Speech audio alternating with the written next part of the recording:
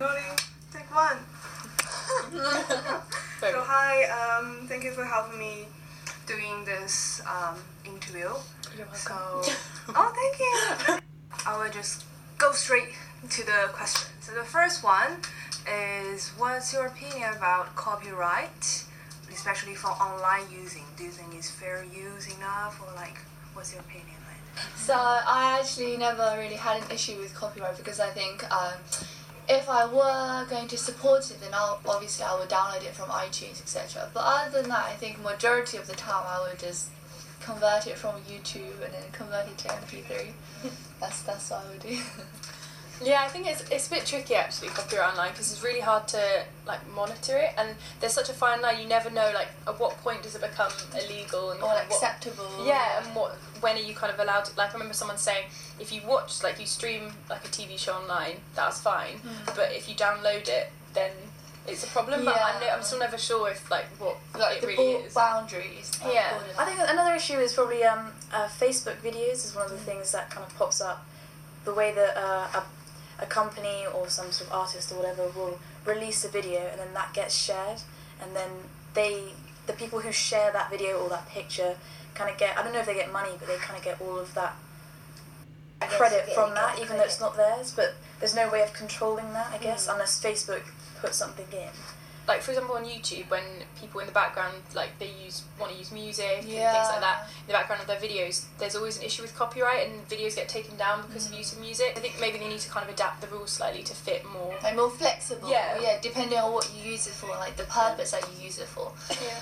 It's really tricky because I think, like, it is kind of scary to think about how much people could access about, like, your life and about all the things that you have on your computer and on your phone and everything. That's kind of scary. I think for me, I don't know why, but I think for me, I've always been more kind of protected. I cannot use the cloud, and I wouldn't use the cloud. Yeah. Once I've uploaded it to the cloud, like, someone might like hack it, or I don't know. Like, I don't like that uncertainty of not knowing.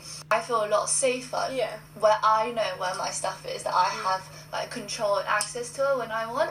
Yeah. I don't think it's ever like properly explained as to kind of where it goes, like, or clear, how much it is. Because I think there's always that side where like they say, oh yeah, you can upload it to the cloud, you have this amount of storage, but they never tell you like the fine, like the details, like the small print, but they might actually have access to it as well, and like that's where it gets a bit complicated. Yeah. I'm starting to think I should go like protect all my data now. Just with anything that is made, whether that's coded, whatever, I don't know how data encoding works, but if something is made, there's going to be some ways that can be sort of led back to the start point. So anything can be hacked, anything can be found out. Obviously, everybody wants their own privacy, especially when it comes to things like with our work, with our dissertation. We don't want anyone getting that information. But I guess anyone could access it, and you kind of sign up for that when you put your life out on the internet, on data services. But there are the two major problems is things that are big as like a film production company and the government and agencies like that, and then you've also got the sort of the day-to-day things, such the ordinary person, and how companies can actually like take your information and work off that and get their own money through your online footprint. So if you're going through certain websites, as your history builds, and your cookies and stuff like that, obviously that stuff is all stored online, and businesses get access to that so easily. But it's kind of free labour. Trying to do something like you go on Facebook to see your friends. You don't want a banner popping up saying, "Oh, that holiday you just booked. Here's another one." It's like, well, how did you know that, and what more do you know? There's just a miscommunication and misunderstanding with what the internet knows and who is getting hold of these details and what will they do with it. And like we were saying before, it's free labour. They're basically working off what we've done, and our footprint online is being followed and used for whatever, I don't know.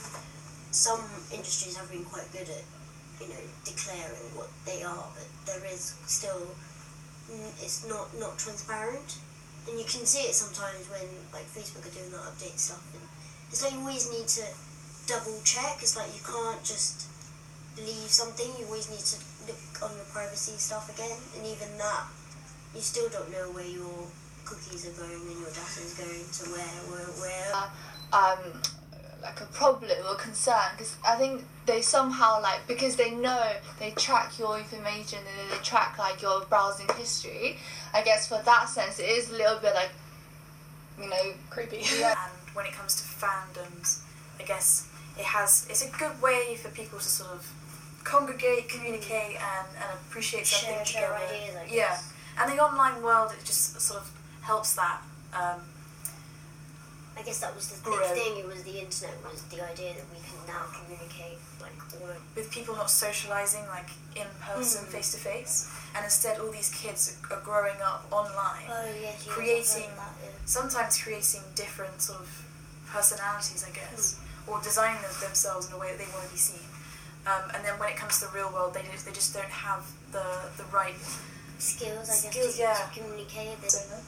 So I guess when it comes to things like actors and musicians, they kind of portray themselves in a way that might not be true behind closed doors. And they do that to get fans and get interest. But it's the whole point of building an image.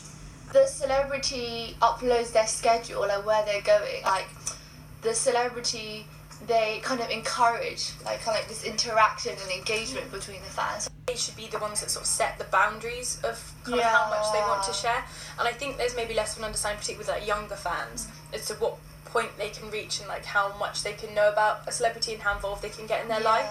Necessarily think that old media is being pushed away. I think it's being sort of revitalised in many respects. You have cassettes, vinyls, and different types of film is all coming back. And I think that as film, the definition is so high quality now that actually a lot of filmmakers are putting effects onto their cameras to reduce the quality and making it look old. And I think a lot of people do make things that are such high quality, they put effects on to make things look old and vintage. And it's just with anything really, everything sort of goes around. The way we interact with old media is different now. Yeah. It's not gone, I'd say, but Yeah. like the new kind of media help kind of that. For example, you know, with radio and things, we incorporate lots of different ways of using the new media, like in order to kind of grow that. And it's still quite resilient, I'd say, like television and radio and things. Newspaper, but like I'd say like radio is still quite resilient. People are still interested in listening and watching and things because it's kind of adapting to the way that we engage with. And I guess it depends on your like age as well, like different audiences. I think for us, I mean, we were more inclined to do everything digitally now. But if we were talking about like the older generation, I think they would prefer their newspapers and radios and. Okay, Facebook or Instagram, go. Facebook. Oh, okay. So next, Safari or Google Chrome, go. Safari Chrome. Recent. I used to be Safari, now Google Chrome. Oh yeah.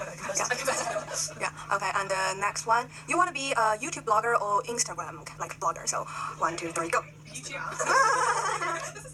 Last one. Do you want to be famous by internet? You know, so like by internet, through internet. Yes or no? 1, 2, 3. No. Okay. High five. High five. Okay, sure. So the first one is Facebook or Instagram. 3, 2, 1. Instagram. Safari or Google Chrome. 3, 2, 1. Oh, looks like we have some different options here. YouTube blogger or Instagram blogger. 3, 2, 1, go. YouTube. I don't know. I don't follow any, so I don't.